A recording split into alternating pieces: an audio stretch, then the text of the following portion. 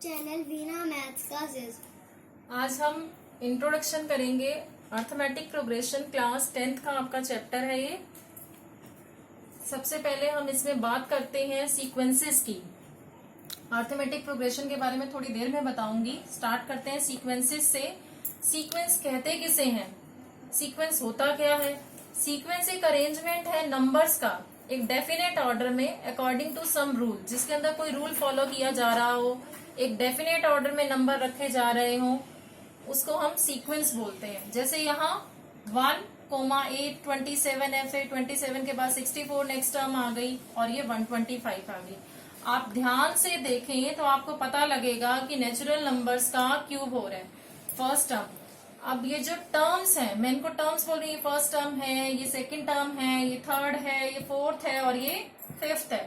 हम in terms को A1, A2, A3 और AN से हम डिनोट करते हैं, या आप इसको X1, X2, XN से भी डिनोट कर सकते हैं, बता सकते हैं।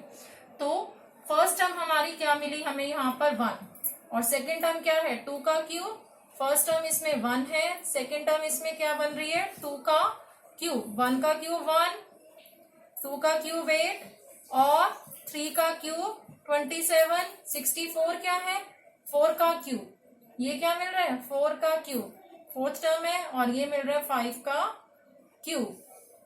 तो एक डेफिनेट ऑर्डर इसका फॉलो हो रहा है, नेचुरल नंबर्स का क्यूब मिल रहा है। यहाँ 1 का क्यूब 1 मिला, 2 का क्यूब 8 मिला, 3 का क्यूब 27 मिला, 4 का क्यूब 64 और 5 का क्यूब हमें 125 मिला। इसी तरीके से अगर मैं इस सीक्वेंस की बात करूं तो 2, 4, 6, 8 और 10, यहाँ पे ये इवन नंबर्स हैं, और या आप जो 2 से स्टार्ट हो रहे हैं 10 तक जा रहे हैं, ठीक है। या आप बोल सकते हैं कि 2 से स्टार्ट हुआ और हर किसी में क्या एक डेफिनेट ऑर्डर फॉलो हो रहा है, 2 प्लस हो रहा है और हमें इवन नंबर मिल रहा है। नेक्स्ट 2 में 2 प्लस किया 4 मिल गया, ऐसे ही 6, 8 और 10। अब अगर ये एक पैटर्न की बात करूं तो ध्यान से देखें, पहला 1, सेकेंड टर्म 1 प्लस 1 कर दें तो हमें थर्ड टर्म मिल रही है जो कि क्या है 2 है। थर्ड टर्म क्या है यहाँ 2। इसी तरीके से 1 प्लस 1 2 मिल रही है, फिर 2 प्लस 1 3 मिल रही है, 3 प्लस 2 5 मिल रही है और 5 प्लस 3 8 मिल रही है।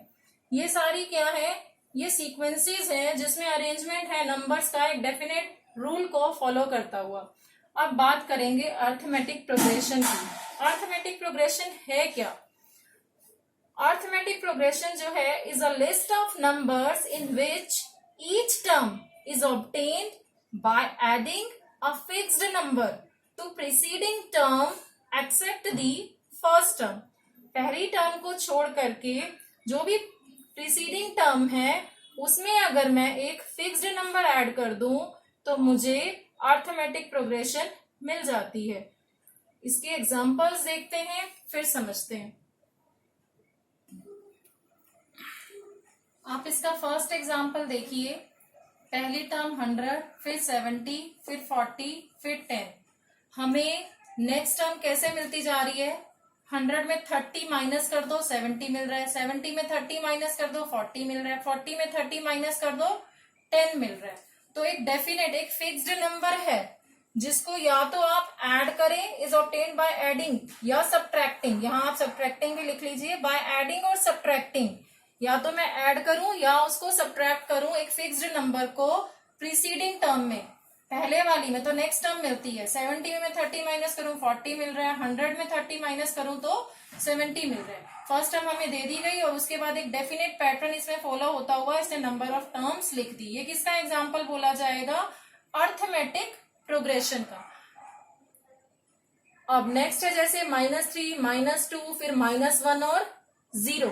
इसे बोला ना एक्सेप्ट दी फर्स्ट टर्म। तो हमें हर प्रीसीडिंग टर्म में ये चीज फॉलो होगी, कोई फिक्स्ड नंबर ऐड होगा या सब्ट्रैक्ट होगा। -3 से आप देखिए फर्स्ट टर्म से फॉलो करते हुए, -3 में +1 हो रहा है तो -2 आ रहा है, -2 में +1 हो रहा है तो -1 आ रहा है, -1 में फिर +1 हो रहा है तो 0 आ रहा है, 0 में फिर +1 होगा तो नेक्स्ट टर्म क्या बनेगी इसकी, अगर हम बनाना चाहें तो 1, फिर 1 में फिर +1 होगा तो 2।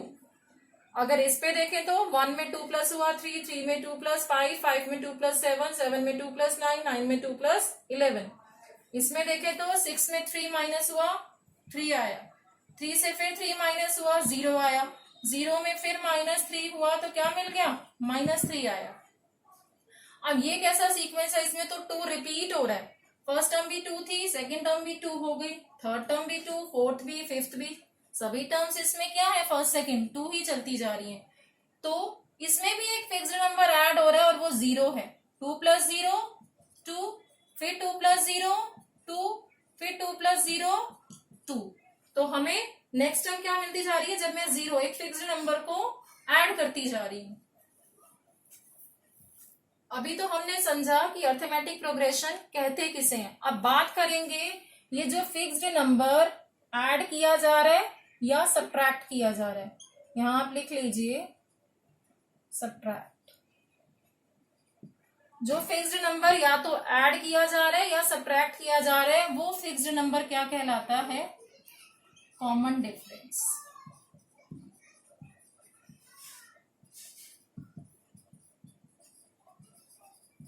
और उस कॉमन डिफरेंस को हम डी से डिनोट करते हैं। अगर मैं इसमें बात करूं, डी कितना था हमारा, 100 में 30 माइनस हो रहा था, तो डी कितना आ गया इसमें मेरा 30। और इस सीक्वेंस में बात करूं तो डी कितना आ गया 1, -3 + 1 हो रहा था।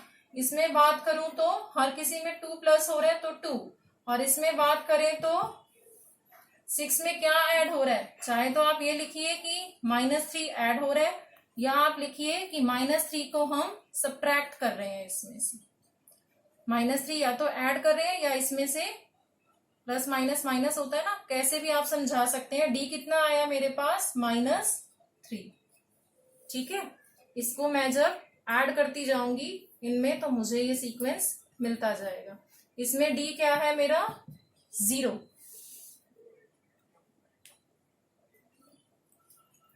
अब बात करेंगे फाइनाइट और इनफाइनाइट अर्थमेटिक प्रोग्रेशन की। फाइनाइट एपी और इनफाइनाइट एपी अर्थमेटिक प्रोग्रेशन को मैं A.P से हम रिप्रेजेंट कर सकते हैं। तो मैंने लिखा फाइनाइट अर्थमेटिक प्रोग्रेशन और इनफाइनाइट। अब अगर मैं इसको डैश डैश से दिखा रही हूं, इसकी आगे टर्म्स कितनी भी हो सकती हैं, तो ये कैसी है, इनफाइनाइट एपी।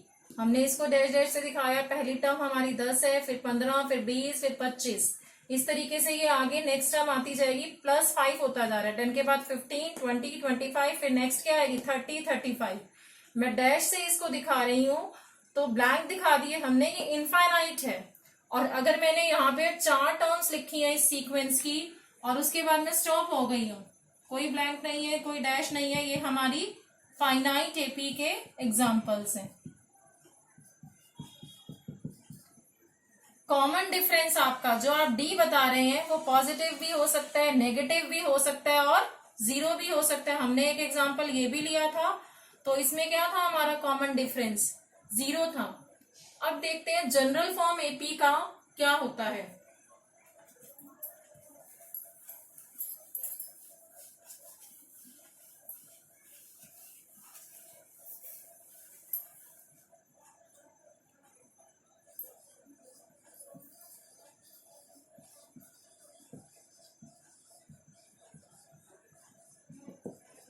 किसी एपी का जनरल फॉर्म, फर्स्ट टर्म हम डिनोट करते हैं ए से, हमारी सेकेंड टर्म एक फिक्स्ड नंबर ऐड हो रहा है उसे डी से डिनोट करेंगे तो A+D सेकेंड टर्म आएगी। और थर्ड टर्म हमारी आती है A+2D, A+3D। इस तरीके से ये सीक्वेंस चलता जाता है। आप कोई भी एग्जाम्पल देखिए, मैं ले रही हूं 6, 9, 12, 15, कितना कितना ऐड हो रहा है इसमें 3 ऐड हो रहा है। फर्स्ट टर्म मेरी क्या है, फर्स्ट टर्म A1 से फर्स्ट टर्म लिख रही हूं मैं 6, ठीक है। सेकेंड टर्म मेरी क्या है A+D, और ये A क्या है, A को क्या डिनोट किया जा रहा है, फर्स्ट टर्म। ये A1 किसके बराबर है, A के ही बराबर है। सेकेंड टर्म मेरी ये है, ये A2 है मेरी, ये A1 है, ठीक है, ये A3 है, ये पूरी टर्म क्या है A3, इसको आप यहां कर दीजिए प्लस डैश। और ये क्या है हमारी A4, A2 क्या है, A प्लस डी, A मेरा 6 है और D कितना है, 3 ऐड हो रहे हैं, तो 6 प्लस 3 कितना आ गया, 9। और A3 क्या है मेरी, 9 में 3 प्लस हुआ, आप इससे भी कर सकते हैं, A प्लस 2D। A क्या है मेरा 6 और 2D, 2 3 जा 6, कितना आ गया 12। तो ये एक जनरल फॉर्म बनाई गई है एपी की। आपने 9 में 3 प्लस किया तो 12 आ रहा है, ये हमने एपी की जनरल फॉर्म बना दी। अगर मुझे फर्स्ट टर्म दी हुई है और डी दिया हुआ है तो मैं बाकी सारी टर्म्स किस तरीके से निकाल सकती हूँ। ठीक है, थर्ड टर्म आ गई। अगर हम फोर्थ टर्म निकालना चाहें तो a प्लस 3d, a क्या है मेरा 6 और d क्या है मेरा 3, 6 प्लस 9 कितना आ गया ये 15। तो हमारी फोर्थ टर्म क्या मिल गई 15। इसको हम अभी बताऊंगी जनरल टर्म एपी में कैसे निकाली जाती है। ये जनरल फॉर्म है किसी एपी का। मैंने 4 टर्म्स तक एक सीक्वेंस उठाई, उससे मैंने आपको बताया कि किस तरीके से अगर मुझे किसी सीक्वेंस का, इसमें तो हमें सारे नंबर्स मालूम थे, किसी भी सीक्वेंस में अभी क्वेश्चंस आप करेंगे, अगर आपको फर्स्ट टर्म दे दी जाए, गिवन हो, फर्स्ट टर्म गिवन हो और आपको डी गिवन हो, तो आप पूरे एपी का सीक्वेंस बना सकते हैं इस तरीके से। ए कोमा ए प्लस डी से सेकेंड टर्म, थर्ड टर्म निकालेंगे ए प्लस 2d से और फोर्थ टर्म आप निकालेंगे ए प्लस 3d से।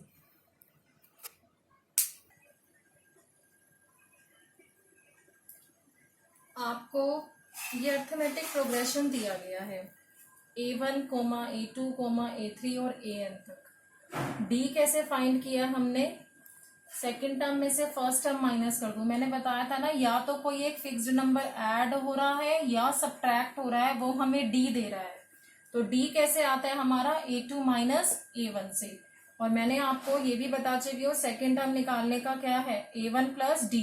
अगर यहां से हम सेकेंड टर्म निकालें तो क्या आएगी A1 प्लस D, और D कैसे आता है A2 माइनस A1 करके। इसी तरीके से A3 में से A2 माइनस कर दूं, चाहे मैं D A3 माइनस A2 करके फाइंड करूं या A2 माइनस A1 करके, A4 माइनस A2 करके, D हमेशा मेरा किसी भी सीक्वेंस में गिवन एक ही सीक्वेंस के अंदर D हमेशा सेम रहेगा। ठीक है, एक सीक्वेंस के अंदर जैसे 6, 12, 9, 15 चल रहा था, इसमें D मेरा 3 रह रहा था। 6 माइनस 3 कर रहे थे हम, सब्ट्रैक्ट कर रहे थे इसमें, या ऐड कर रहे थे -3, या सब्ट्रैक्ट कर रहे थे 3। ठीक है, तो D हमेशा मेरा सेम रहेगा किसी एक गिवन सीक्वेंस में। फाइनाइट एपी में हमेशा लास्ट टर्म हमें मालूम होगी, इनफाइनाइट एपी में लास्ट टर्म नहीं मालूम होगी। अब क्वेश्चन कुछ इस टाइप से अगर आ जाए कि आप एक सीक्वेंस बनाइए जिसका आपको nth टर्म, इसको पढ़ते ही ऐसे हैं, ये होती है हमारी फर्स्ट टर्म, इसको सेकंड टर्म पढ़ते हैं, तो ये क्या nth टर्म। nth टर्म जो है ये आपको एक सीक्वेंस का nth टर्म लिखी हो तो यानी कि जनरल फॉर्म बताई जा रही है कि वो सीक्वेंस इस हिसाब से बन रही है where n is natural number. मैंने आपको क्वेश्चन दिया कि आप एक सीक्वेंस बनाइए, an is equal to n cube आपको दिया हुआ है, आप इससे एक सीक्वेंस बनाइए where n is a natural number. तो आप क्या करेंगे, a1 निकालेंगे, n की वैल्यू को आप 1 पुट करेंगे और a1 आपका क्या आ जाएगा, a1 आपका आ जाएगा 1 का क्यूब 1, a2 आपका आ जाएगा 2 का क्यूब 8, a3 आपका आ जाएगा 3 का क्यूब 27। ये आपको सीक्वेंस मिलेगी। ठीक है, अब मैं बोल दूं आपको इसकी 4 टर्म्स बतानी है या 3 टर्म्स तक बतानी है, इसी तरीके से बोला जाता है, write 3 terms for which the sequence an is equal to n cube. इसके लिए 3 टर्म्स लिखिए where n is a natural number. ये तो हमारा फर्स्ट क्वेश्चन कंप्लीट हुआ। सेकंड इसने बोला है आप फर्स्ट 4 टर्म्स लिखिए जहां पे n एक नेचुरल नंबर है, इसमें भी n क्या है, एक नेचुरल नंबर है, where n is a natural number. आपको एक सीक्वेंस बनाना है, तो यहाँ पे भी मेरी फर्स्ट टर्म क्या हो जाएगी, n की वैल्यू 1 पुट करेंगे, 3 इंटू 1 प्लस 2 क्या आ गई 5। सेकेंड टर्म क्या आ गई 3 इंटू 2 प्लस 2 8 आ गई, 3 2 6 प्लस 2 8। थर्ड टर्म करेंगे तो 3 3 9 प्लस 2 11। फोर्थ टर्म करेंगे तो 3 4 12 प्लस 2 14।